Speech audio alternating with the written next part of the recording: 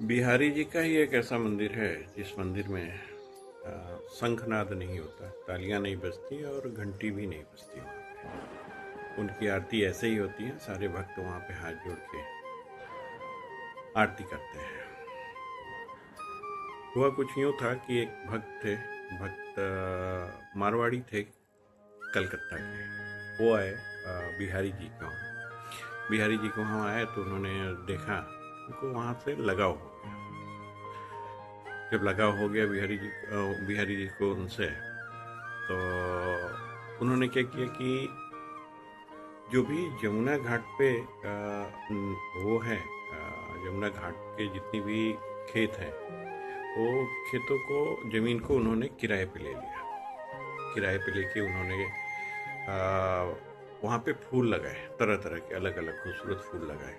जब वो फूल लगाते तो वहाँ पे आने जाने वाले आदमी या वहाँ के लोग उनको ऐसा बोलते थे कि ये मारवाड़ी सेठ लगता है कि पागल हो गया है, इसके पास बहुत सारे पैसे हैं तो ये पागल हो गया है। तो उससे पूछते भी रहते कि भाई अपने इतना सारा फूल क्यों लगाया है, ये तो बारिश आएगी तो बारिश के दिनों में ये तो सारा फूल निकल जाएगा, बह जाएगा। तो बोले कि तुम लोग पागल हो, तुमको पता नहीं ये फूल जिसके लिए लगाए हैं वो यमुना माँ ही तो लेके जाएंगे उस फूल को। और यमुना माँ तो ऐसा कि वो भी परम सेवक ही थी बिहारी जी की।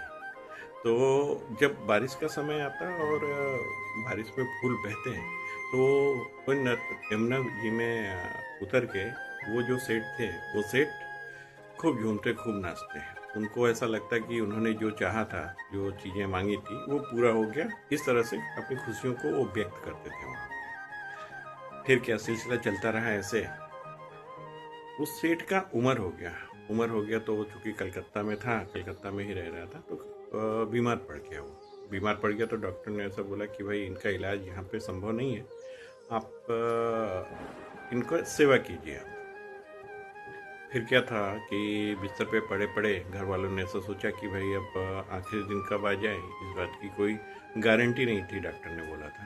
तो उनको एक काम करते हैं, उनकी अंतिम इच्छा पूछ लेते हैं। तो उनके बच्चे और जो भी घर के सदस्य थे, वो सेठ जी की अंतिम इच्छा पूछे कि तुम्हारा अंतिम इच्छा क्या है, ये बता दो तो वो काम करें। तो उन्होंने बोला कि मुझे वृंदावन जाना है। फिर क्या था, घर वालों ने एयर एम्बुलेंस को बुक किया और बुक करके वहाँ से, क्योंकि दिल्ली की फ़्लाइट थी तो दिल्ली आए। और दिल्ली आए तो हवाई मार्ग नहीं था दिल्ली से यहाँ पे आने के लिए वृंदावन। तो उन्होंने बाई रोड गाड़ी किया और बाई रोड वो लेके आ रहे थे। इधर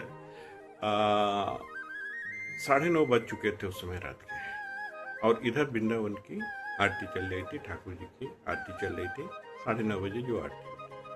जैसे ही वो रास्ते में थे उतने देर में सेठ एम्बुलेंस से, मतलब गाड़ी से आ ही रहे थे वृंदावन। तो उतने में 9:30 बज गए थे।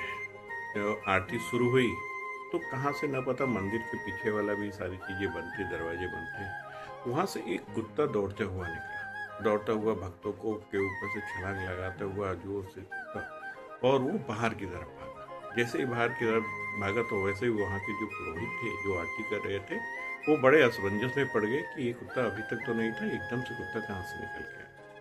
तो वहाँ पे बड़े पुरोहित को बुलाया गया कि भाई ये तो असंभव है, अब ठाकुर जी शयन करेंगे, कैसे करेंगे, आरती यहीं पे बंद कर देते हैं। अब इनकी चरणामृत नहीं पंचामृत होगा, पंचामृत की आरती होगी अब यहाँ पे। पुरोहित जी ने ऐसा उसको सलाह दी। तो अंदर से पुरोहित जो थे वो सफाई कर रहे थे और बाहर आरती होने की तैयारी शुरू हुई थी। आरती अभी जो ही शुरू हुई थी उतने में वो सेठ की गाड़ी वहाँ पे आ चुकी थी मंदिर के पास। मंदिर के पास से सेठ जी को पकड़ के अंदर लेके गए। अंदर लेके गए तो देखा कि आरती हो रही थी। आरती हो रही थी तो सेठ जी ने देखा और मन में विचार किया कि यही तो मैं देखना चाहता था, मेरी अंतिम इच्छा तो यही थी। और उतने में ही आरती खत्म हुई। आरती खत्म हुई तो ठाकुर जी से वो जो एक्सेप्ट कर रहे थे कि उनके चरणामृत, उनके चरणों का अमृत हमें मिले, तो उन्होंने अरेंज ऐसा ठाकुर जी ने कर दिया कि भाई ले तू चरणामृत एक्सेप्ट कर रहा था, मैं तुझको पंचामृत देता हूँ।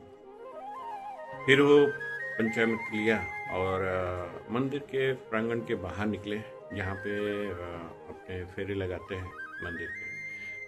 तो वहाँ पे 2 हाथियाँ बनी हुई थी, वहाँ पे उन्होंने अपने सर पे 2 बूँद 4 बूँद जल गिरा ही होगा, इतने में वो बैकुंठ धाम को सेठ जी पधार गए।